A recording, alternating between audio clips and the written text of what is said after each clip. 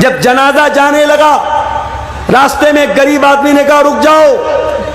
उस अमीर बाप के लड़कों ने सोचा लग रहा हमारे बाप का बहुत बड़ा खास दोस्त है, बहुत बड़ा रिश्तेदार है या कोई करीबी है। बेटों ने कहा जनाजे को रोक दिया जाए।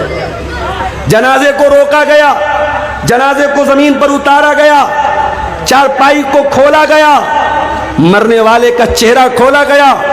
वो गरीब इंसान उस अमीर इंसान के चेहरे को देख के कहता है साहब दुनिया से जा रहे हो, क्या लेके जा रहे हो?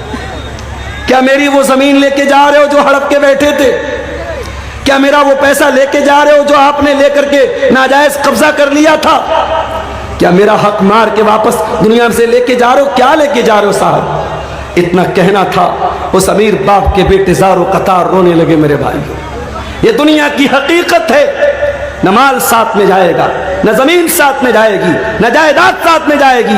और इंसान इन्हीं चीजों के लिए आज क्या नहीं करता है मेरे भाई?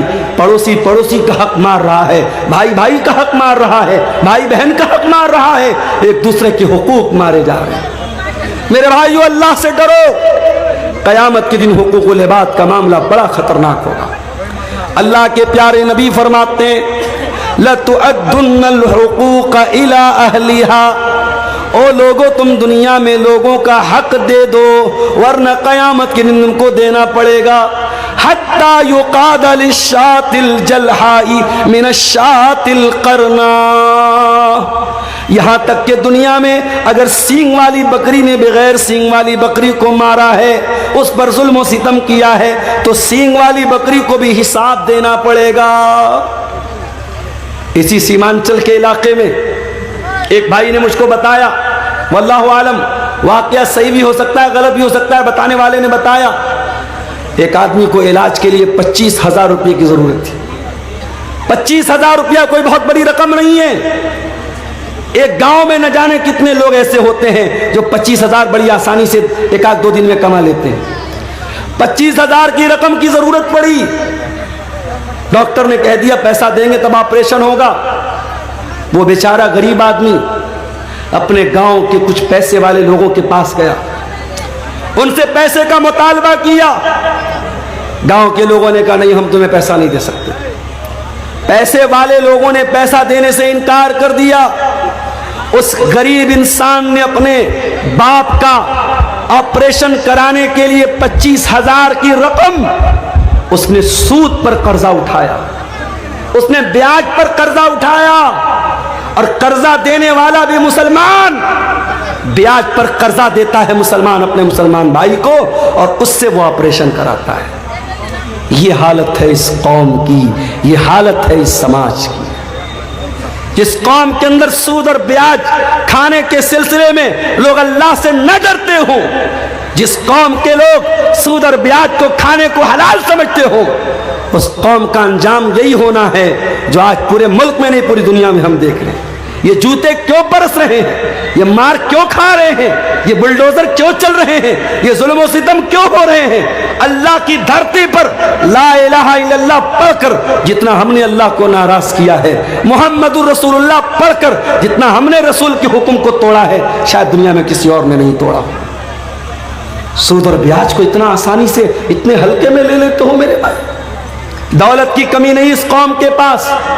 अभी कुछ दिनों पहले मैं आया था, इसी कटिहार के कुछ लोगों ने मुझसे कहा मौलाना एक कंपनी आई है, उसका नाम है मेटा ओजोन।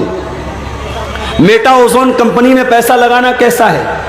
मेरा वीडियो उस जमाने का अगर होगा यूट्यूबर लोगों के पास जाके देख लेना। मैंने साफ कहा था ये मेटा ओजोन कंपनी हो या ये कोई भी क्रिप्टो के नाम पे कंपनी हो, इतना पैसा लगा दो, हम हर महीना इतना देंगे। ये जितने कंपनियां एक फिक्स अमाउंट आपको दे रही हैं, ये बिल्कुल गलत है, हराम है। और अंजाम ये हुआ, ये सारी कंपनियां गरीबों का और मिडिल क्लास के लोगों का गाड़ी कमाई का पैसा लेके भाग जाती हैं। और कटिहार के एक साहब ने 2 करोड़ रुपए लगाए थे, 2 करोड़ की बड़ी रकम लगाई थी इसी मेटा ओजोन कंपनी में। मुसलमान आदमी था और वो कुछ महीनों के बाद कंपनी भाग गई, आज उसकी वैल्यू 0 के बराबर हो गई। क्यों ऐसी चीजों के पीछे पड़ते हो मेरे भाई? क्या हलाल कमाई कमाने के तरीके नहीं है? बहुत सारे तरीके। मुझे याद है जामिया सल्फिया बनारस में हमारे साथ एक साहब पढ़ते थे, हमारे क्लास फेलो तो नहीं थे, हमारे दौर के थे, मुआसिर थे। वो रहने वाले सूरत के थे, गुजरात के थे।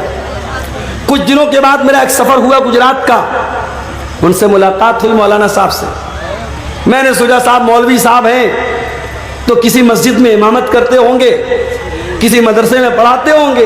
भाई मौलवी क्या करता है? मौलवी का 3 ही काम होता है, या तो मस्जिद में कहीं इमाम बन गया, या किसी मदरसे में टीचर बन गया, या फिर दावत व तबलीग का काम कर रहा है। मौलवियों की दुनिया बड़ी महदूद होती है। तो मैंने कहा कि भाई क्या करते हैं आप? उन्होंने कहा मौलाना साहब, शेख साहब, मेरे वालिद की समोसे की दुकान है, समोसे की दुकान है, और मैं समोसा रोज़ाना तैयार करता हूँ, तेल में फ्राई करता हूँ, उसको बेचता हूँ। मुझे बड़ी हैरत हुई। मैंने कहा आप जामिया सल्फिया बनारस के पढ़े हुए हैं और आप समोसा बेच रहे हैं? कहा शेख साहब तो इसमें क्या बुरा है? मैं बिजनेस कर रहा हूँ, काम कर रहा हूँ, इज्जत की रोटी है, और सारे समाज की नज़र में ये साहब की मौलाना साहब हैं, इनका समोसा बड़ा अच्छा होता है, इनका सामान बड़ा अच्छा होता है। सोच का एक नजरिया ये भी है मेरे भाई। और मैं आज ही एक बात सोच रहा था और मेरा जी चाह रहा था फेसबुक पर कुछ लिखूं कि आज लोग मौलवियों की कमाई पर तो बड़ी बातें करते, साहब फला मौलवी बड़ा कमा रहा है, फला मौलवी को बड़ा मोटा लिफाफा मिल रहा है, इस पर तो बड़ी तकलीफ है, बड़ा दर्द हो रहा है। कोई इस पर क्यों नहीं आवाज उठाता? 4-4 हज़ार 5-5 हज़ार रुपये तनख्वाह पर मदरसे में 8-8 घंटे मौलवी से ड्यूटी जो लोग लेते हैं, और उस पर भी 4-5 हज़ार तनख्वाह देने के बाद भी उस मौलवी की तनख्वाह हर महीने टाइम से मिल जाए, ये नामुमकिन बात है। कितने मौलवी मदरसे में पढ़ाने वाले, रमजान आता है, मदरसे का नाजिम कहता है जाओ घूम घूम के भिखारियों की तरह चंदा करो, तब तुम्हारी तनख्वाह मिलेगी। मेरे भाई, इस बेगैरती की जिंदगी गुजारने से बेहतर है कि तुम जाओ और फुटपाथ पे कोई सामान बेचना शुरू कर दो, किसी चीज की तिजारत शुरू कर दो। ये गुलामी की जिंदगी, ये नाजिम के आगे हाथ फैलाना, ये प्रिंसिपल के आगे हाथ फैलाना, ये मुसल्लियान के आगे हाथ फैलाना, ये लोगों की भीख पर गुजारा करना खत्म कर दो। मैं मौलवियों से कहना चाहूंगा, लॉकडाउन ने ये सबक दे दिया कि मौलवी कौम, दुनिया में जितना इस्तेसाल इस कौम का होता है उतना किसी का नहीं होता है। मेरे भाई, आज एक सफाई करने वाला, एक सड़क पे झाड़ू देने वाला, उसकी भी तनख्वाह कम से कम 20 हज़ार रुपये होती है। एक ईंट का और पत्थर का काम करने वाला मजदूर और लेबर, उसकी भी डेली की आमदनी कम से कम 600-700 रुपया होती है।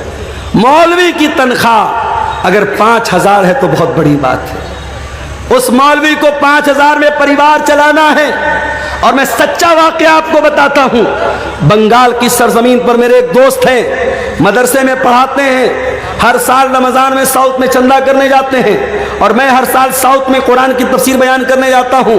हर साल उनका फोन आता है, मौलाना साहब फला इलाके में आया हूं, कर्नाटक में आया हूं, तमिलनाडु में आया हूं, आगरा में आया हूं, थोड़ा आप सिफारिश कर दीजिए, थोड़ा बोल दीजिए, थोड़ा मेरा चंदा मुझको मिल जाए। उनके चंदे पर उनको तनख्वाह मिलती है। और ममता बनर्जी की सरकार है बंगाल में, वहाँ मस्जिद के इमामों को 3,000 या 2,500 रुपये महीने मिलता है।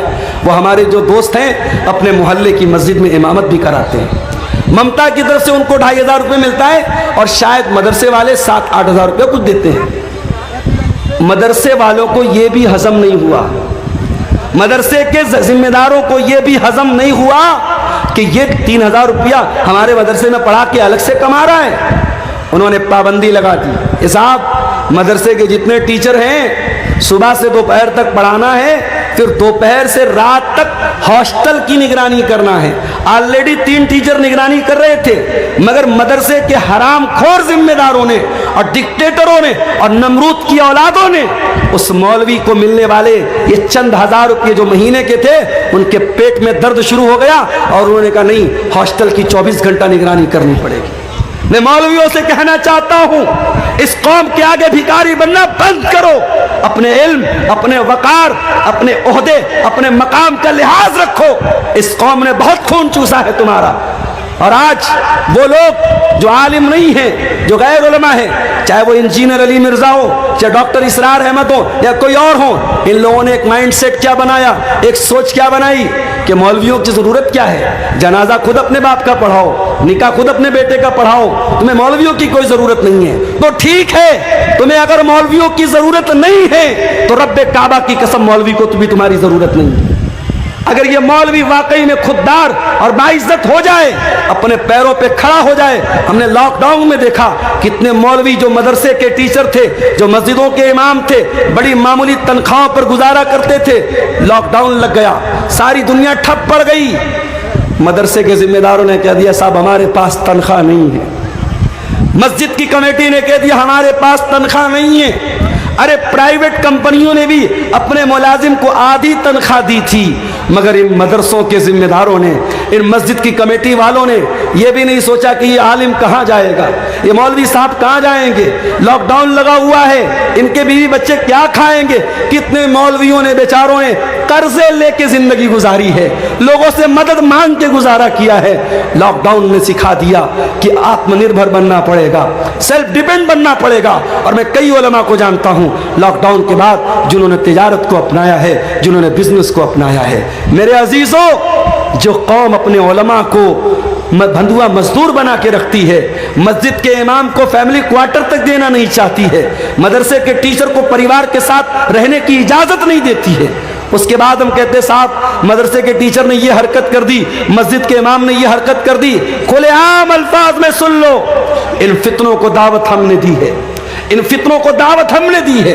वो मौलवी शादीशुदा होकर बीवी से 6-6 महीने दूर रहता है, वो मदरसे का मुदर्रिस, वो मस्जिद का इमाम 6-6 महीने अपनी बीवी से, अपने बच्चों से दूर रहता है। कौन इसका जिम्मेदार है?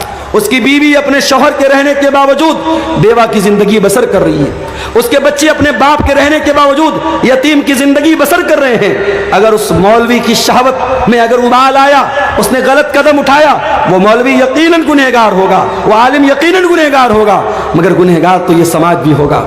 गुनहगार तो हम और आप भी होंगे कि हमारे पास अपने बच्चों के साथ तो रहने के लिए इंतजाम है, अपने उलमा के लिए फैमिली क्वार्टर का इंतजाम नहीं करते। मेरे भाइयों, अगर मस्जिद के इमाम के लिए फैमिली क्वार्टर का इंतजाम नहीं करते तो माफ करो, हटा दो इमाम को, खुद ही नमाज पढ़ो और पढ़ाओ, मत रखो इमाम को। आप फितनों को दावत मत दो मेरे अजीजों, ये दौर फितनों का दौर है और इस दौर का बहुत बड़ा फितना माल का फितना है। अल्लाह के प्यारे नबी ने फरमाया लिकुल्ले उम्मतिन फितना व फितना तो उम्मती अल माल, हर उम्मत का एक फितना होगा और मेरी उम्मत का फितना क्या होगा? माल होगा। और अल्लाह के नबी ने यह भी फरमाया याती अलन्नासी ज़मानुन ला युबालिल मरउ मिन ऐना खज़ल माल अमिन हलालिन अम मिन हराम। लोगों पर एक ज़माना ऐसा भी आने वाला है, माल कमाने वाला इस बात की परवाह नहीं करेगा कि माल कहाँ से कमा रहा है, हलाल तरीके से कमा रहा है या हराम तरीके से कमा रहा है। हलाल के बहुत सारे तरीके हैं मेरे भाई। अगर आपके पास पैसा है, आपके पास टाइम नहीं है, शरीयत ने एक तरीका रखा है मुजारबत का। मुजारबत किसका मतलब क्या होता है? पैसा मेरा रहेगा, टाइम किसी और का लगेगा, एनर्जी किसी और की लगेगी। मैंने 1 लाख रुपया किसी को दे दिया कि भाई 1 लाख रुपया ले लो और इससे बिजनेस करो, और बिजनेस में जो प्रॉफिट होगा आधा तुम ले लेना, आधा हम ले लेंगे, लेकिन लॉस होगा तो लॉस का जिम्मेदार मैं रहूंगा, तुम नहीं रहोगे। और जो भी मुनाफा होगा परसेंटेज तय किया जाए, पैसा तय न किया जाए। अगर पैसा तय करेंगे तो गलत हो जाएगा। अगर कोई ये तय कर ले कि मैं 1 लाख रुपया दे रहा हूं और हर महीने तुम हमको 1000 दोगे तो ये गलत हो जाएगा। हाँ, हर महीने जो भी प्रॉफिट होगा 50% तुम ले लो, 50 मैं ले लेता हूं, 60 तुम ले लो, 40 मैं ले लेता हूं। परसेंटेज तय कर सकते हैं, पैसा तय नहीं कर सकते। और प्रॉफिट में दोनों शेयर होंगे, लेकिन लॉस में सिर्फ पैसा लगाने वाला शेयर करेगा और जो मेहनत कर रहा है वो लॉस में शरीक नहीं होगा। ये भी कायदा है शरीयत का, कानून है शरीयत का। अगर इस कायदे की रोशनी में हलाल तरीके से हम मुजारबत करें तो बहुत पैसा कमा सकते हैं। मगर मसला ये है, आज इंसान अखलाकी तौर पर इतना गिर चुका है कि अगर मुजारबत के लिए मैंने किसी को पैसा दिया 1 लाख रुपया, तो वो कभी नहीं शो करेगा कि प्रॉफिट हो रहा है।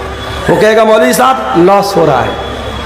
एक इंसान दूसरे इंसान पर भरोसा करने को तैयार नहीं है, क्योंकि अखलाक इतना गिर चुका है मेरे भाइयों, इंसान धोखा देने में, फ्रॉड करने में देर नहीं करता है। मुसलमान ये भूल गया, उसके नबी का फरमान है, मन गश्शना फलैसा मिन्ना, जो धोखाधड़ी करे, जो फ्रॉड करे, जो अपने मुसलमान भाई के साथ गलत तरीके से व्यवहार करे, वो हम में से नहीं है। मुसलमान ये भूल गया, अल्लाह का कलाम कहता है, वैलुल लिल मुतफ्फिफीन अल्लज़ीना इज़ा क़तालू अलन नास यस्तौफून व इज़ा कालूहुम औ वज़नूहुम युख़सिरून। बर्बादी है नाप तौल में कमी करने वालों के लिए। नाप तौल में कमी का मतलब सिर्फ यही नहीं होता कि तराजू में डंडी मार ली जाए, सामान कम तौल के दिया जाए। नाप तौल में कमी का एक मतलब यह भी है कि जब अपना फायदा नजर आए, अपना मफाद नजर आए, तो इंसान दोनों हाथों से फायदा वसूल ले, और जब सामने वाले को फायदा देने की बात आए तो इंसान रास्ता बदल दे, अपने लिए अलग मेयार और सामने वाले के लिए अलग मेयार। ये भी नाप तौल में कमी है मेरे भाइयों, और कुरान कहता है नाप तौल में कमी करने वालों के लिए बर्बादी है। और आगे बढ़िए, ये जो हराम कमाई होती है ना, ये हमारे बीवी बच्चों के ऊपर भी असर डालती है। अगर आपके घर में हराम कमाई आई है, यकीन कर लो मेरे भाई, आपकी बीवी से आपके रिश्ते पर भी असर पड़ेगा। बच्चे नाफरमान हो जाएंगे, माँ बाप की सेहत गिर जाएगी, घर का सुकून खत्म हो जाएगा।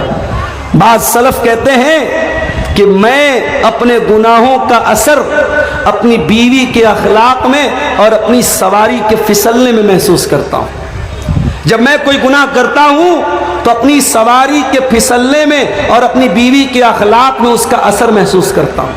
हराम कमाई घर में आएगी मेरे भाई, आपकी जात पर, आपके बच्चों पर, आपके परिवार पर उसका असर पड़ेगा। आपको तो ये लग रहा है कि लाख रुपये पर मैंने 10,000 रुपया ब्याज कमा लिया, मगर मेरे रब का कलाम क्या कहता है, यमहकुल्लाहु रिबा व युर्बिस सदक़ात। अल्लाह सूद और ब्याज को मिटाता है, अल्लाह सूद और ब्याज की बरकत को खत्म करता है, अल्लाह सदका खैरात को बढ़ाता है। तुम्हें यह लग रहा है मैंने मदरसे में 1,000 रुपया चंदा दे दिया, मेरा 1,000 कम हो गया, और तुम्हें यह लगता है कि मैंने 1,000 रुपया ब्याज के जरिए कमा लिया, मेरे अकाउंट में 1,000 रुपये बढ़ गए। तेरे कैलकुलेटर में बढ़ गया, अल्लाह के कैलकुलेटर में जो तू पैसा ब्याज से कमा रहा है वो बढ़ा नहीं है, वो घट रहा है। और हम देखते हैं मेरे भाई, जिन घरों में हराम की कमाई आती है, पैसे की दौलत की रेल पेल होने के बावजूद उन घरों में सुकून नहीं होता। उन घरों की लड़कियां बेपर्दा होने लगती हैं, उन घरों के लड़के बेहया होने लगते हैं, उन घरों का चैन और सुकून बर्बाद हो जाता है। बनारस के साड़ी के कारोबार में हमने देखा, एक जमाना था जब हाथ से लोग करगे पर, मशीन नहीं थी उस जमाने में, हाथ की करगे होती थी और उस पर लोग साड़ी तैयार करते थे, और रात में मशीन नहीं चलती थी, रात में काम नहीं होता था, सुबह फजर के बाद लोग बैठते थे और शाम तक काम करते थे, और एक आदमी घर में कमाता था, पूरा घर आराम से खाता था। आज मशीन का दौर आ गया, आज रात भर मशीन भी चल रही है। बनारस चले जाओ, मऊ चले जाओ, भिवंडी चले जाओ, खटर खटर पटर पटर की आवाज रात भर मिलेगी आपको। मेहनत 24 घंटा हो रही है, बाप भी मेहनत कर रहा, बेटा भी मेहनत कर रहा, सारे भाई भी मेहनत कर रहे। बरकत खत्म हो गई मेरे भाई, बरकत खत्म हो गई। कमाने वाले हाथ बढ़ गए, मगर घर के अंदर कमाई में कोई बरकत नहीं। ऐसा क्यों है?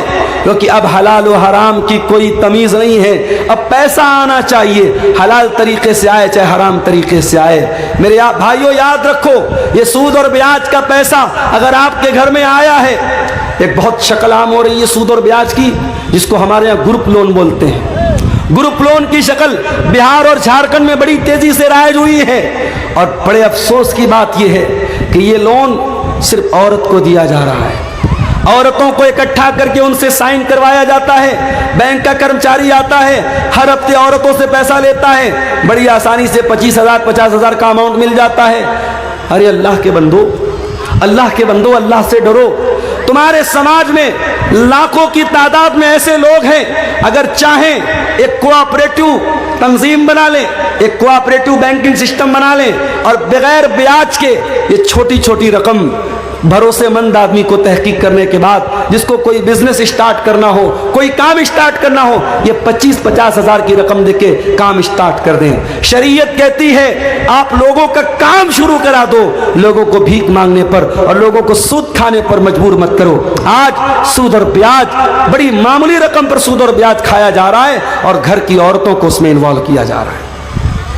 हराम कमाई की एक शक्ल और भी है, और वो क्या है? किसी दूसरे की जमीन पर नाजायज कब्जा कर लेना। उत्तर प्रदेश में एक बहुत बड़े बाहुबली थे, अब इस दुनिया में नहीं है, मैं नाम नहीं लूंगा। अगर आप अक्लमंद होंगे, समझदार होंगे तो समझ जाएंगे। आज लोग कहते हैं साहब मुसलमान थे, बड़ा जुल्म हुआ, मगर उनका ट्रैक रिकॉर्ड जब उठा के देखो, उनका जब इतिहास उठा के देखो तो मालूम यह हुआ कि उनका काम क्या था। जिस जमीन पर हाथ रख दिया वो जमीन उनके बाप की हो गई, जमीन उनके बाप की हो गई, जमीन मुसलमान की हो, गैर मुस्लिम की हो। जहां पे वो साहब आ गए, चलो हटो भाई फला के आदमी है, जमीन छोड़ दो, जमीन छोड़ दो। जिस खेत पे हाथ रख दिया वो खेत उनके बाप का, जिस जमीन पे हाथ रख दी वो जमीन उनके बाप की। और ये काम करने वाला सीना ठोक के मुसलमानों से कहता है मैं तुम्हारा लीडर हूं, मैं तुम्हारा लीडर हूं। ऐसे लीडर अगर हो, हमें नहीं चाहिए ऐसे लीडर, हमें नहीं चाहिए ऐसे लीडर जो लोगों के माल पर नाजायज कब्जा करे। माफ करना मेरे भाइयों, अल्लाह के प्यारे नबी की हदीस है, मन गय्यर मनार अल अर्जी लानल्लाहु मन गय्यर मनार अल अर्जी।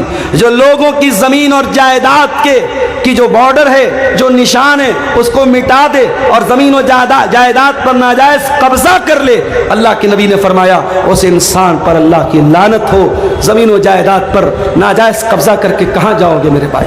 अगर एक बालिश्त, ये जो हमारे पंजे का जो नाप है ना, इसको उर्दू में बालिश्त बोलते हैं, पता नहीं आपके शेरशाबादी भाषा में क्या बोलते हैं, हमारे बनारस में इसको बित्ता बोलते हैं, बित्ता, यहाँ भी बित्ता बोलते हैं।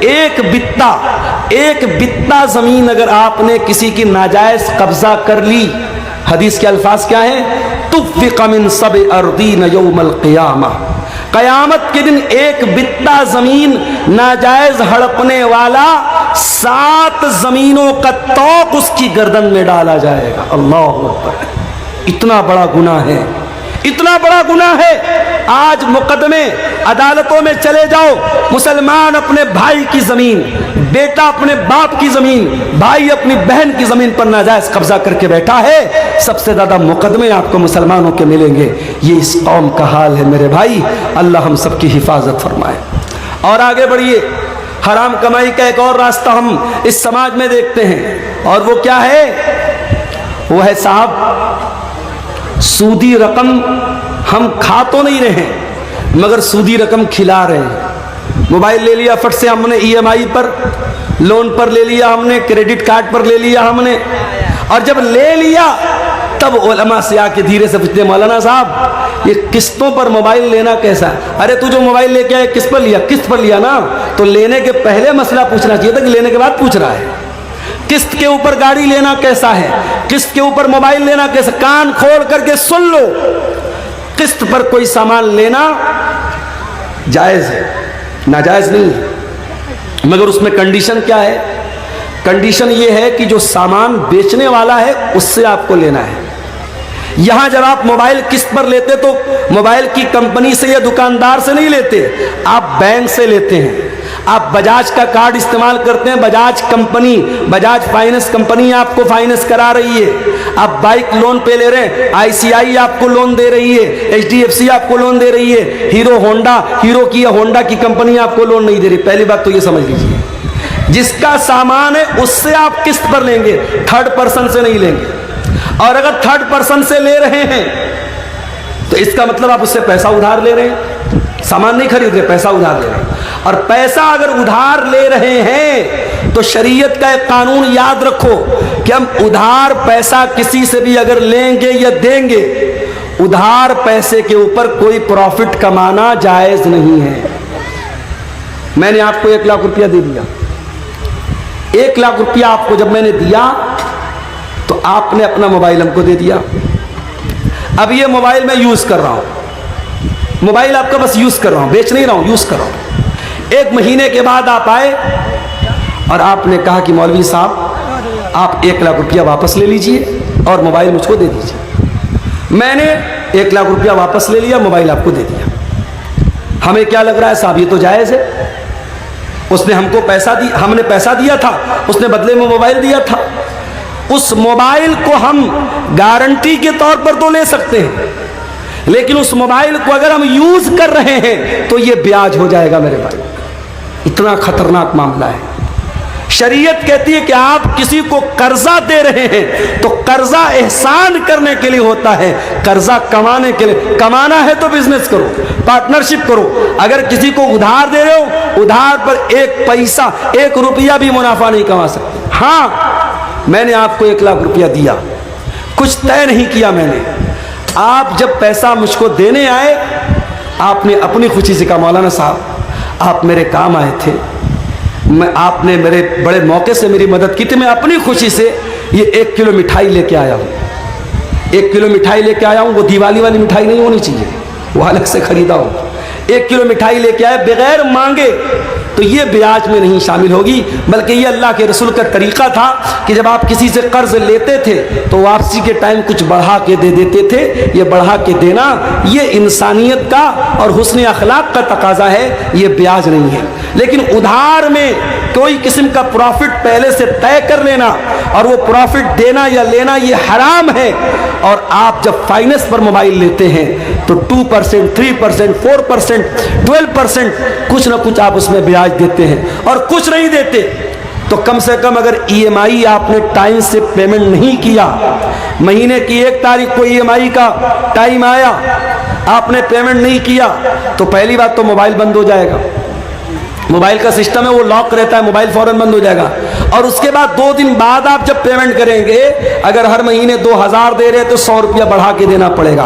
ये जो बढ़ा के आप दे रहे हैं ये क्या है? यही सूद है, यही ब्याज है। और एक मोबाइल के लिए आप ब्याज दे रहे हैं। अल्लाह के प्यारे नबी फरमाते हैं लानल्लाहु आकिल रिबा व मुकिलहु व कातिबहु व शाहिदैहि। आपने फरमाया सूद खाने वाला, सूद खिलाने वाला, सूद लिखने वाला, सूद की गवाही देने वाला, सब पर अल्लाह की लानत। और आपने फरमाया सब बराबर हैं, हम सवा, सब बराबर हैं।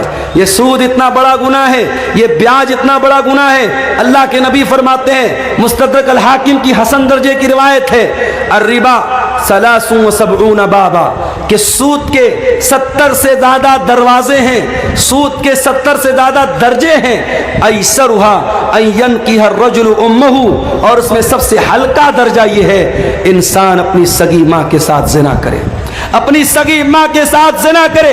कौन तसव्वुर नहीं कर सकता इंसान अपनी सगी माँ के साथ जिना, तो बड़ी दूर की बात है, उसको गलत नजर से देख भी नहीं सकता इंसान। सूद और ब्याज खाना अपनी सगी माँ के साथ जिना करने से बड़ा पाप है मेरे भाई। और ये पाप आज का मुसलमान धड़ल्ले से कर रहा है, रोजा नमाज करके कर रहा है, माथे पर सजदे का निशान लगा के कर रहा है, चेहरे पर दाढ़ी रख के कर रहा है। खबरदार मेरे भाई, इस सूद और ब्याज से बाज आ जाओ, बाज आ जाओ। इस हराम कमाई से अपने घरों को, अपने दामन को बचा लो। और आगे बढ़िए मेरे भाइयों, सहाबे किराम को देखिए। हजरत अबू बकर सिद्दीक, उनका एक गुलाम था, वो एक मर्तबा खाने की कोई चीज लाता है, हजरत अबू बकर सिद्दीक को देता है। हजरत अबू बकर मुंह में डाल लेते हैं। वो कहता है अबू बकर क्या आपको मालूम है ये मिठाई जो मैंने आपको खिलाई है ये कैसी थी? मैं दौरे जाहिलियत में लोगों की किस्मत का हाल बताया करता था, और आज मुझे वही उसी दौर का एक आदमी मिल गया, इसका काम कभी मैंने किया था, और उसी दौर के तोहफे के तौर पर ये मिठाई उसने दी थी जो मैंने ला के आपको दे दी और आपने खा ली। हजरत अबू बकर को जैसे ही अंदाजा हुआ कि ये कमाई हराम की है, उन्होंने फौरन अपने मुंह में हाथ डाला और उस मिठाई को, उस मीठी चीज को अपने हलक के नीचे उतरने न दिया, उल्टी करके कै करके बाहर निकाल दिया। ये सहाबे किराम थे। और यही नहीं, हमारे प्यारे नबी सल्लल्लाहु अलैहि वसल्लम अपने घर वालों को भी हलाल और हराम की बड़ी सख्ती से तालीम देते थे। आपके नवासे हजरत हसन रजी अल्लाह ताला अन्हु 5 साल के बच्चे हैं और मस्जिद के अंदर खेल रहे थे। खेलते खेलते मस्जिद के अंदर सदका की खजूरें आके रखी हैं, सदका की खजूर आके रखी है। हजरत हसन ने खजूर उठाई और खजूर उठा के मुंह में डाल ली। 5 साल के बच्चे को क्या पता कि खजूर कैसी है, उसको खजूर नजर आई, उसने उठाई मुंह में डाल ली। नबी की नजर पड़ गई, नबी की नजर पड़ गई। नबी चाहते तो अपने बच्चे के, अपने नवासे के हाथ से छीन लेते, उसके मुंह में से निकाल लेते, मगर नबी ने तरबियत क्या की मेरे भाइयों।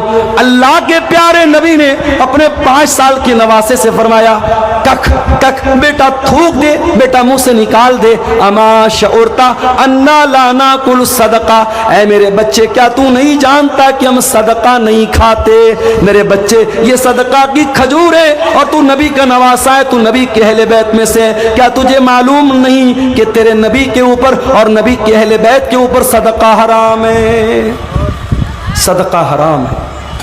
नबी के अहले बैत पर सदका हराम है।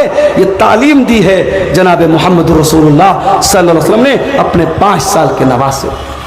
ये एहतियात थी मेरे भाई। बनारस में मुझे बहुत अच्छी तरीके से याद है, एक जमाना था, ये जो कपड़ा होता ना, कपड़ा, कुछ कपड़े ऐसे बनते थे बनारस में जिस पर मोर बना रहता था। मोर बना है या चिड़िया बनी है या बंदर बना है या कोई भी तस्वीर बनी है। उलमा का फतवा था कि कपड़े पर अगर फिगर बना है, उस फिगर वाले कपड़े की कमाई सही नहीं है। और बनारस में साड़ी का कारोबार करने वालों को बड़ा बड़ा ऑफर मिलता था, बड़ी बड़ी रकम मिलती थी कि अगर तुम तस्वीर वाला कपड़ा तैयार करोगे हम तुम्हें पैसा ज्यादा देंगे, तुम्हारी साड़ी महंगी बिकेगी।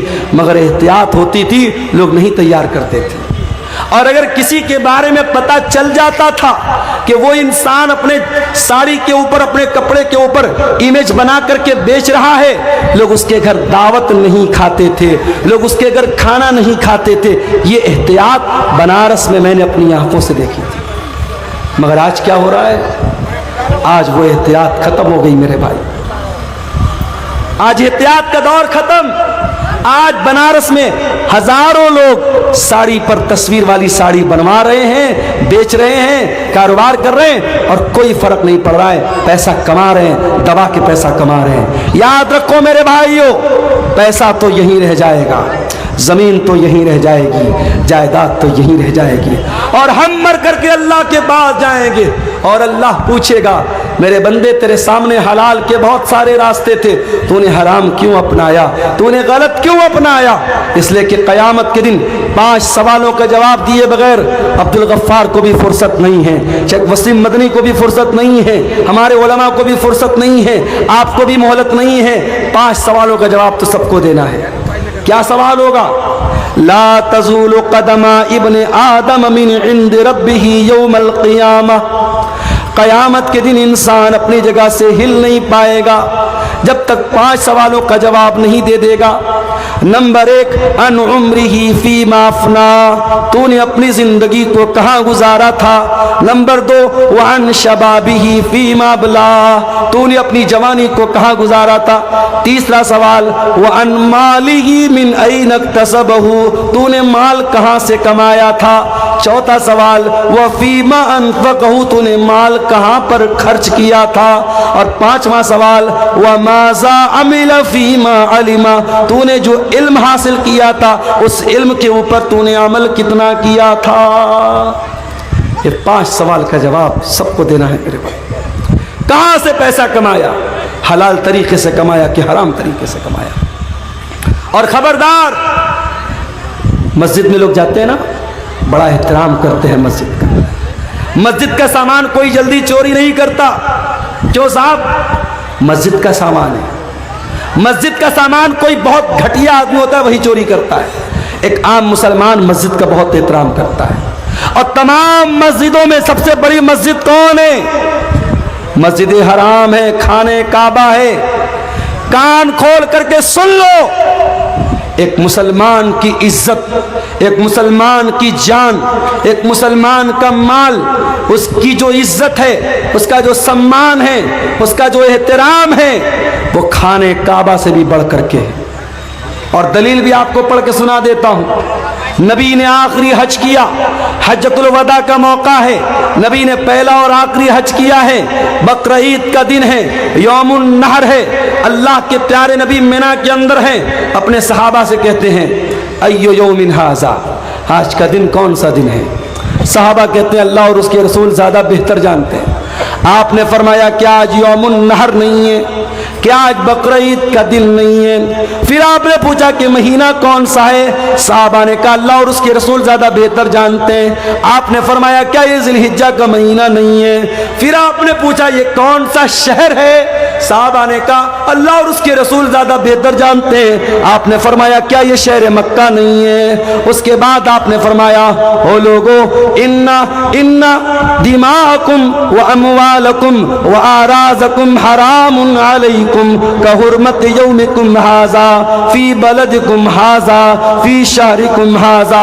ओ लोगो तुम्हारी माल, तुम्हारा माल, तुम्हारी जान और तुम्हारी इज्जत व आबरू एक दूसरे के लिए हराम है, एक दूसरे के लिए हराम है। जैसे आज का ये दिन हराम है, जैसे ये महीना हराम है, जैसे ये शहर मक्का हराम है, जैसे मक्का का एहतराम करते हो, जैसे जिलहिज्जा का एहतराम करते हो, जैसे आज के दिन का एहतराम करते हो, एक मुसलमान अपने भाई की जान और माल का एहतराम करे।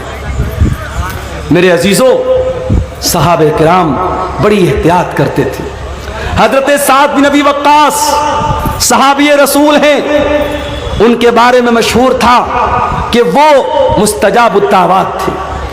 साद बिन अबी वक्कास जब दुआ करते थे उनकी दुआ जल्दी कबूल हो जाती थी।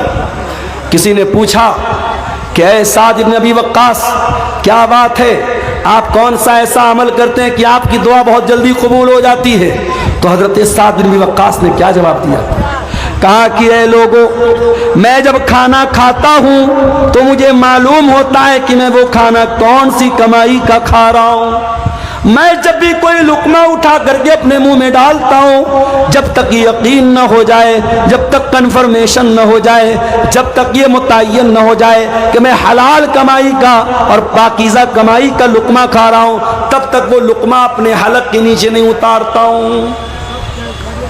एक बहुत बड़े अहले हदीस आलिम का वाक़या सीरत निगारों ने लिखा है। गालिबन अगर मेरी याददाश्त धोखा नहीं खा रही है, गालिबन ये मौलाना अब्दुल्ला गाजीपुरी का वाक़या है। अब्दुल्ला गाजीपुरी रहमतुल्लाह अलैह बहुत बड़े अहले हदीस आलिम थे। उनको कहीं सफ़र पे जाना था, ट्रेन का टाइम हो गया, ट्रेन का टाइम हो गया, स्टेशन पर पहुंचे, इतना टाइम नहीं था कि टिकट खरीद सकते और सामने ट्रेन छूट रही थी। और उस जमाने में इतनी ट्रेनें नहीं थी कि चलो एक ट्रेन छूट गई तो दूसरी पकड़ लेंगे। मौलाना अब्दुल्ला गाजीपुरी साहब ने जल्दी से ट्रेन पकड़ी, ट्रेन पर सवार हो गए, मगर दिल ही दिल में ये एहसास हो रहा था मैंने टिकट नहीं खरीदा है, ये रेलवे की चोरी है, ये सरकार की चोरी है।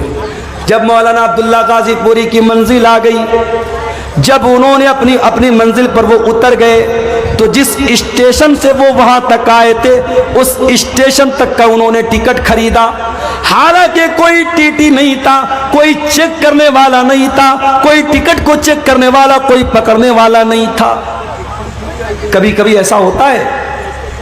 मैं बनारस से अभी पिछले हफ्ते की बात है, एक प्रोग्राम था मेरा अररिया में। अब बनारस से मैं चला, इत्तेफाक से त्यौहार का दिन था, ट्रेन पर रश बहुत था और पहले से मैंने रिजर्वेशन नहीं कराया था। अब उसके बाद जब मैं ट्रेन पे लोकल टिकट लेकर के, जनरल टिकट लेके जब मैं चढ़ा था, मैंने सोचा टीटी मिलेगा, उससे बात करूंगा और टिकट कटवा करके एसी में कहीं जगह मिल जाएगी तो एसी में बैठ जाऊंगा। अब साहब रश इतना था कि ट्रेन में कहीं बैठने की जगह नहीं थी, टीटी का दूर दूर तक पता भी नहीं था। अब आपको मैं बताऊं कि बनारस से पटना तक तकरीबन 5 घंटे मैंने एसी जो बोगी होती है उसका जो बाथरूम होता है, बाथरूम के पास खड़े होकर के, बैग मेरे पीठ पर लदा हुआ था, बैग लादे हुए 5 घंटे खड़े होकर के मैंने वो सफ़र किया। उसके बाद जब बीच में टीटी आया, टीटी ने कहा मुल्ला जी कहाँ जा रहे हो? मैंने कहा सर पटना जा रहा हूँ, कोई सीट दे दीजिए, पैसा मैं दे दूंगा। कहा नहीं मुल्ला जी कोई सीट नहीं है, लेकिन आप एसी की बोगी के अंदर खड़े हैं, आपको फाइन कटवाना पड़ेगा। मैंने कहा सर मैं अंदर कहाँ खड़ा हूँ? बाथरूम के पास खड़ा होकर के जा रहा हूँ, टिकट तो है मेरे पास। कहा कि आप चूंकि एसी बोगी में चढ़े हैं आपको फाइन देना पड़ेगा। मैंने कहा जनरल में जाने लायक हालात नहीं है। उसने कहा जनरल में तो छोड़ दो, आपने जनरल का टिकट लिया, आप एसी में आए हो। उसने 1000 रुपया फाइन भी काटी और 5 घंटे का सफर मैंने खड़े होकर के गुजारा। आज हालात ये है, जब रश का टाइम होता है टिकट जल्दी नहीं मिलता है। मौलाना अब्दुल्ला गाजी पूरी उस दौर में वो टिकट बगैर खरीदे वापस जा सकते थे, मगर उनकी एहतियात देखो मेरे भाई, उनका तकवा देखो। वो जिस स्टेशन से आए थे उस स्टेशन तक का उन्होंने टिकट खरीदा और वही टिकट खरीद करके उसको फाड़ दिया। उनके साथियों ने पूछा मौलाना ये क्या किया आपने? कहा मेरे भाइयों, मैं रेलवे की ट्रेन का मैंने सफर किया था और मैं जल्दीबाजी में टिकट नहीं खरीद पाया था। मैंने जानबूझ करके उस स्टेशन का टिकट खरीद करके फाड़ दिया ताकि उतनी रकम सरकार के खजाने में चली जाए।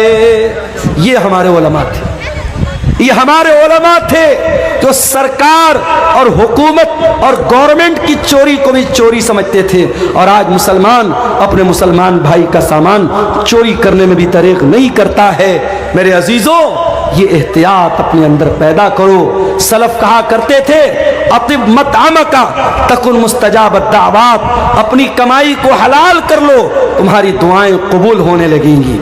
इमाम अबू हनीफा रहमतुल्लाह अलैह बहुत बड़े इमाम गुजरे हैं, अल्लाह की रहमतें नाजिल हो उनके ऊपर। इमाम अबू हनीफा रहमतुल्लाह अलैह ने एक आदमी को कर्जा दिया, कर्जा दे दिया उसको, उसने समय पर टाइम पर कर्जा नहीं लौटाया। इमाम अबू हनीफा रहमतुल्लाह अलैह उस आदमी के दरवाजे पर गए। गर्मी का मौसम था, धूप निकली हुई थी और इमाम अबू हनीफा दरवाजे के पास खड़े हैं। दरवाजा खुलता है और उस इंसान के मकान के अंदर एक बहुत बड़ा पेड़ है, एक बहुत बड़ा दरख्त है। वो इंसान रिक्वेस्ट करता है इमाम साहब आप ठीक है पैसा लेने आए हैं, कर्जा लेने आए हैं, लेकिन इमाम साहब गर्मी का मौसम है, धूप बहुत तेज निकली है, आप मेरे दरवाजे के अंदर चले आए और इस पेड़ की छाया में आप आ जाएं, इस पेड़ की छांव में आ जाएं। आपको गर्मी लग रही है, धूप लग रही है, आप इतने बड़े आलिम हैं, हमसे देखा नहीं जाता है, आपको शोभा नहीं देता है। इमाम अबू हनीफा कहते हैं ऐ मेरे भाई, तूने अगर मेहमान के तौर पर बुलाया होता, मैं तेरे घर में भी आया होता, तेरे पेड़ के नीचे खड़ा भी होता और एक गिलास पानी भी मैंने पिया होता, मगर मैं मेहमान बन के नहीं आया हूँ, मैं अपना कर्जा लेने के लिए आया हूँ। और मुझे इस बात का डर है अगर मैं तेरे मकान के अंदर दाखिल हो गया और तेरे पेड़ की छांव में मैं आ गया तो ये भी एक तरीके का प्रॉफिट हो जाएगा, ये भी एक तरीके का मुनाफा हो जाएगा। और मैंने चूंकि तुमको कर्जा दिया है और कर्जे पर अगर मैंने ये प्रॉफिट हासिल कर लिया, ये मुनाफा मैंने हासिल कर लिया, तो मुझे इस बात का डर है कि कहीं ये भी सूद और ब्याज में शामिल न हो जाए।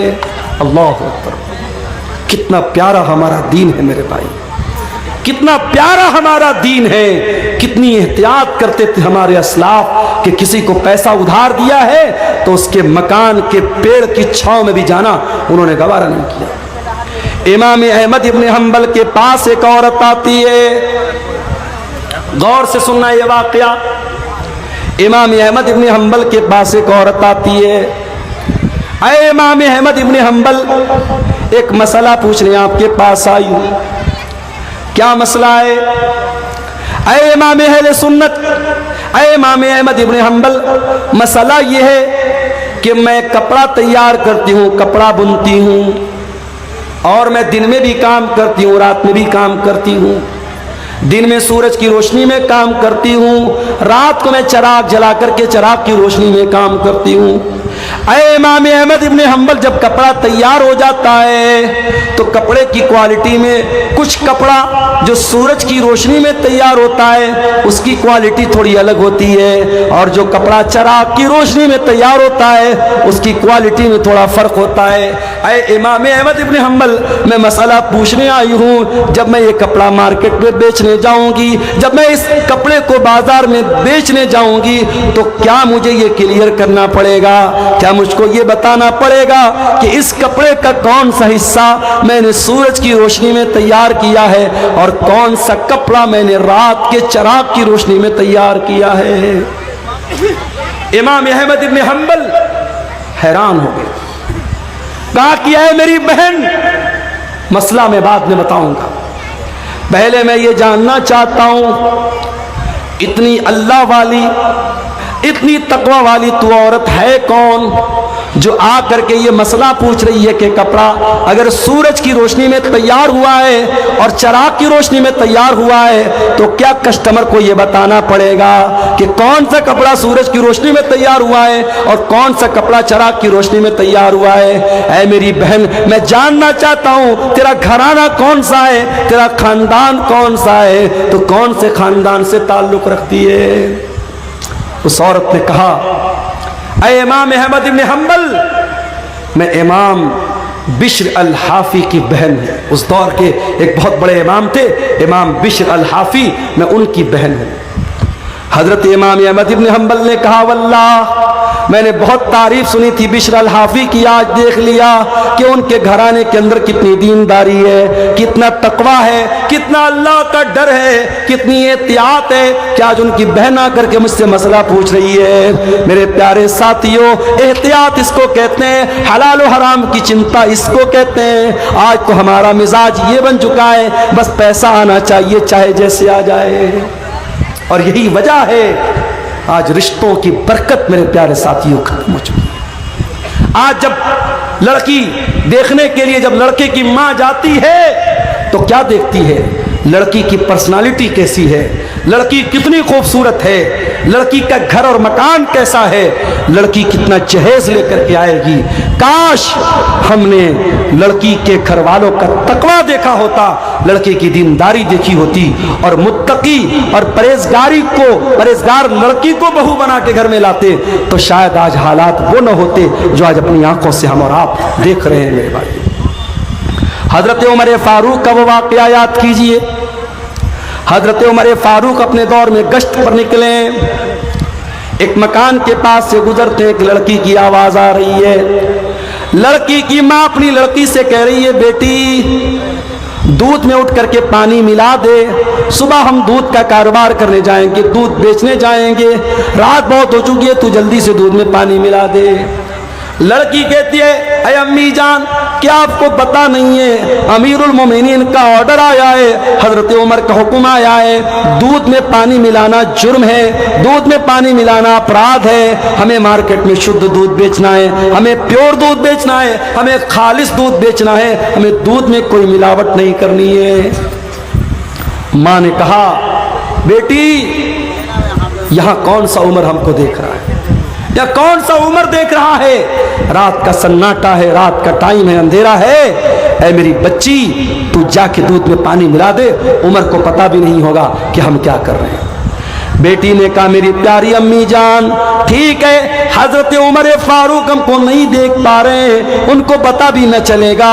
फ़इन्न रब्ब उमर यराना, अगर उमर हमको नहीं देख रहे हैं, ऐ अम्मी जान, उमर का रब तो हमको देख रहा है।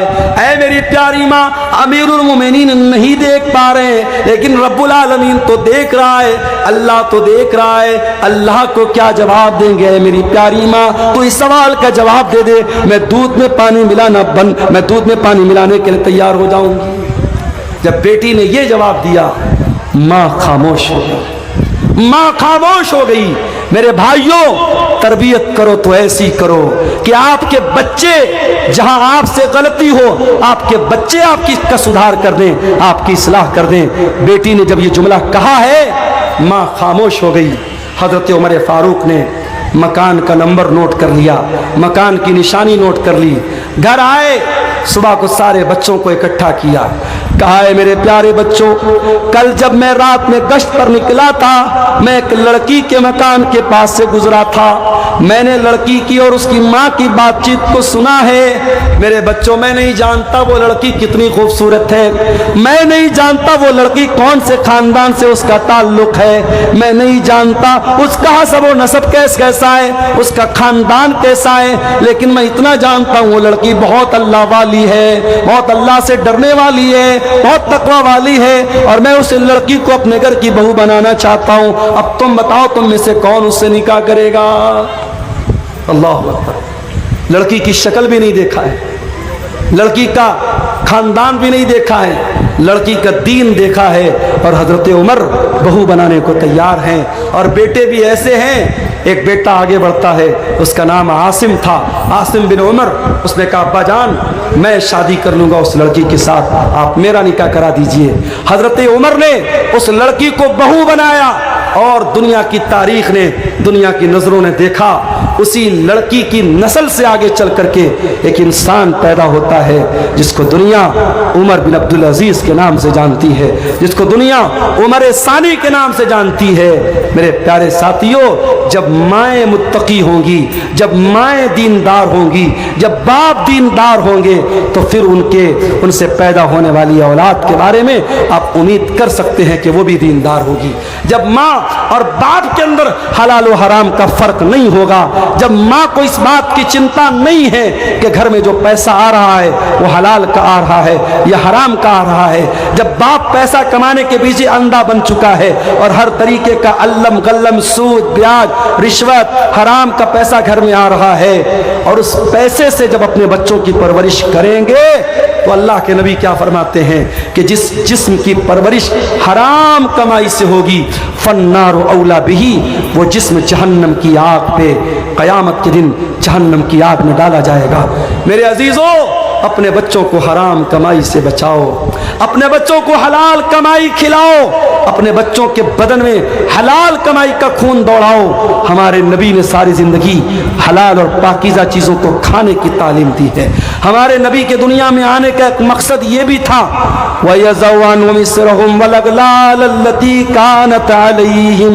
मेरा नबी हलाल चीज़ों को तुम्हारे लिए, पाकीज़ा चीज़ों को तुम्हारे लिए हलाल करने आए थे। मेरे नबी नापाक चीज़ों को तुम्हारे लिए हराम करने आए थे, और मेरे नबी तुम्हारे कंधे के ऊपर, तुम्हारे ऊपर जो जंजीरें थी, जो बेड़ियां थी, उन बेड़ियों से तुमको आज़ाद करने के लिए दुनिया में आए थे। नबी आए थे इसीलिए ताकि हराम चीज़ों की बेड़ियों और जंजीरों से हमें आज़ाद कर दें। मेरे भाइयों, हराम कमाई की इन जंजीरों से अपने दामन को बचा लो। आज वल्लाह हमारे घरों के सुकून को ये हराम कमाई बर्बाद कर रही है। और मैं फिर से कहता हूँ, हर हराम का एक हलाल अल्टरनेट शरीयत में मौजूद है। आप सूद और ब्याज अगर हराम है तो आप ये मत समझिए कि मौलवी साहब अगर सूद हराम है तो हमारे पास पैसा है तो हम क्या करें। मैंने उसका हलाल अल्टरनेट आपको बताया। आप मुजारबत कीजिए, आप पार्टनरशिप पर कारोबार कीजिए, हलाल तरीके से बिजनेस कीजिए। अगर आप सूद पर कर्जा का लेन देन नहीं करते हैं, बगैर सूद के आप कर्जे का लेन देन कीजिए।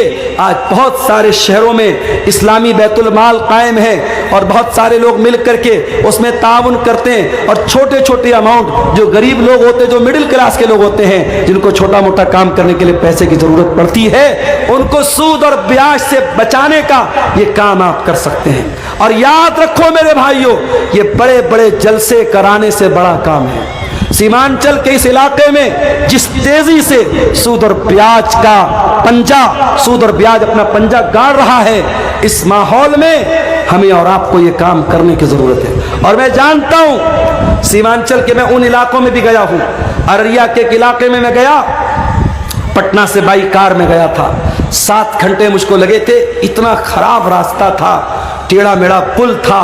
पुल जब खत्म हुआ, जब गांव आया तो गांव जाने के लिए एक बड़ा मामूली सा पुल बना हुआ था जिस पर सिर्फ पैदल या बाइक से जा सकते थे। 4 व्हीलर को इस पार हम लोगों ने रोका, बड़ी मुश्किल से सफ़र तय करके वहाँ हम पहुँचे थे। बड़े पिछड़े हुए इलाके भी हैं, कुछ सरकारों की भी मेहरबानी है, रास्तों का बड़ा मामला ख़राब है। मगर इसी सीमांचल के इलाके में शादी ब्याह पर लाखों करोड़ों खर्च करने वाले लोग भी मौजूद हैं। और अभी जैसा कि मैंने बताया कि एक हराम कंपनी में 2 करोड़ की रकम एक मुसलमान ने लगाई थी। अगर हम हराम चीज़ों में 2-2 करोड़ रुपया लगा सकते हैं तो मेरे भाई एक ऐसी चीज़, एक तंजीम आप बना लें, एक बैतुल माल आप बना लें, और समाज के ज़्यादा नहीं 100 लोग मिल करके अगर हज़ार रुपया भी इकट्ठा करके उसमें इन्वेस्ट करें, 1 लाख रुपया उन्होंने उसमें डाल दिया, 100 लोगों ने मिल करके हज़ार डाला, 1 लाख रुपया आ गया। अब इस 1 लाख का आपको क्या इस्तेमाल करना है? कोई भी गरीब आदमी जिसको 10,000 5,000 रुपये की ज़रूरत है, आप पहले वेरीफाई कर लें, तहकीक कर लें, उस इंसान के कुछ पेपर वगैरह ले लें ताकि वो बेईमानी ना कर सके और बगैर ब्याज के उसको पैसा दें। ये काम आप अगर करें, वल्लाह बता रहा हूँ, बहुत सारे घरों में ये जो ग्रुप लोन है, ये जो बंधन लोन है और ये छोटे छोटे अमाउंट जो लोन पर लिए जा रहे हैं और हमारे मुसलमान के गरीब घरों को सूद और ब्याज की चक्की में पीसा जा रहा है, ये लानत मेरे भाइयों खत्म हो सकती है। बस कदम आगे बढ़ाने की देर है। मैं इसी कटिहार के इलाके में एक गांव के लोगों ने मुझे बताया कि वहां मस्जिद और ईदगाह बनाने की बात आई। गांव के लोगों ने बहुत छोटा अमाउंट, शायद 100 रुपया या कितना 10 रुपया शायद बता रहे थे कि एक परिवार में जितने लोग हैं हर आदमी की तरफ से 10 रुपया देना है। हर आदमी, एक परिवार में अगर 10 लोग हैं तो 100 रुपया देना है, परिवार में 7 लोग हैं 70 रुपया देना है। 10-10 रुपया इकट्ठा करके हर हफ्ता कई लाख रुपये उस गांव के लोगों ने इकट्ठा किया, कब्रिस्तान की जमीन खरीदी, ईदगाह की बाउंड्री की और अभी और भी काम वो लोग करने जा रहे हैं। आपके करीब के किसी गांव के लोगों ने मुझे बताया। तो ये काम, इस तरीके के काम हम कर सकते हैं मेरे भाइयों। आपको कदम बढ़ाने की और हिम्मत करने की जरूरत है। मैं जानता हूं शेरशाबादी कौम के अंदर अल्लाह ताला ने बहुत सलाहियत दी है। इस सलाहियत का सही इस्तेमाल कीजिए। अपने समाज में होने वाली बुराइयों से मेरे भाइयों अपने आप को बचाइए। एक साहब सवाल कर रहे हैं कि यूट्यूब की कमाई हराम है तो कॉमेडियन यूट्यूब का पैसा मदरसे में दान करना कैसा है, और ड्रीम 11 का जीता हुआ पैसा मदरसा मस्जिद में दान करना कैसा है। जाहिर है अगर मदरसे वालों को पता है कि ये पैसा ये हराम कमाई का दर है, मदरसे वाले ना लें, और अगर मदरसे वालों को नहीं पता और मदरसे वालों ने ले लिया तो उनका लेना तो गलत नहीं है, मगर देने वाले को कोई सवाब नहीं मिलेगा।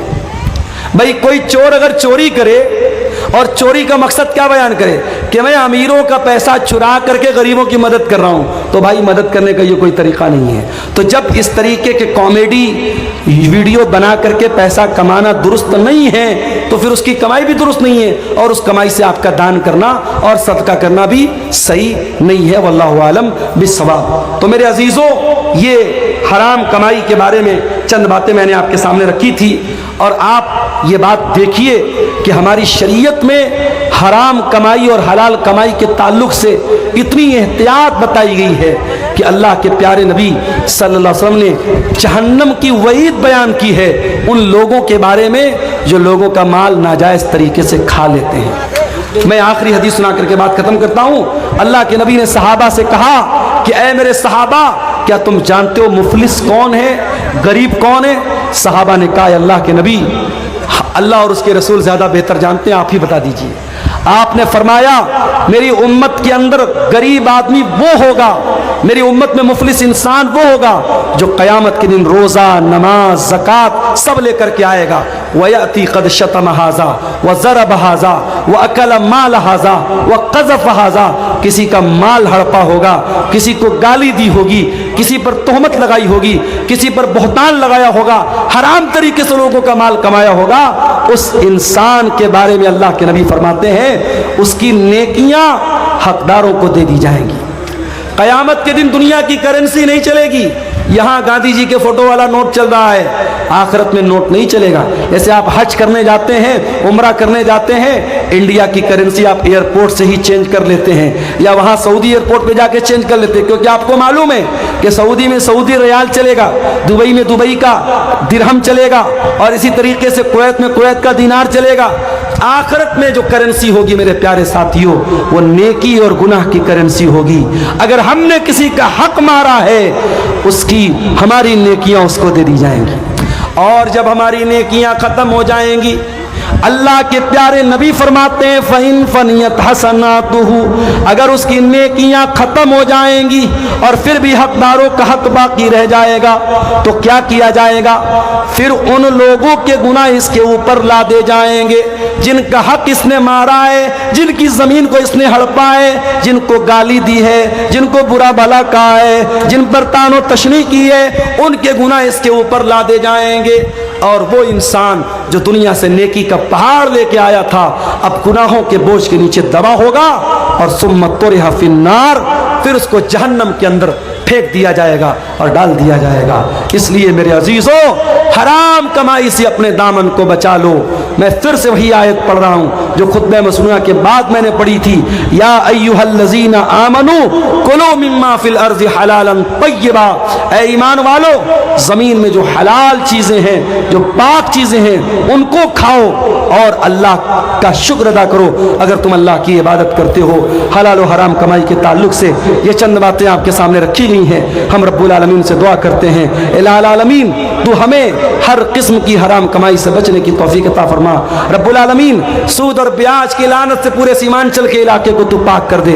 ऐ अल्लाह हमारे वो भाई जिनको अल्लाह तूने दौलत से नवाजा है, तो उनको तौफीक दे कि वो अपने गरीब भाइयों की ऐसी मदद करें कि उनको सूद और ब्याज का सहारा न लेना पड़े।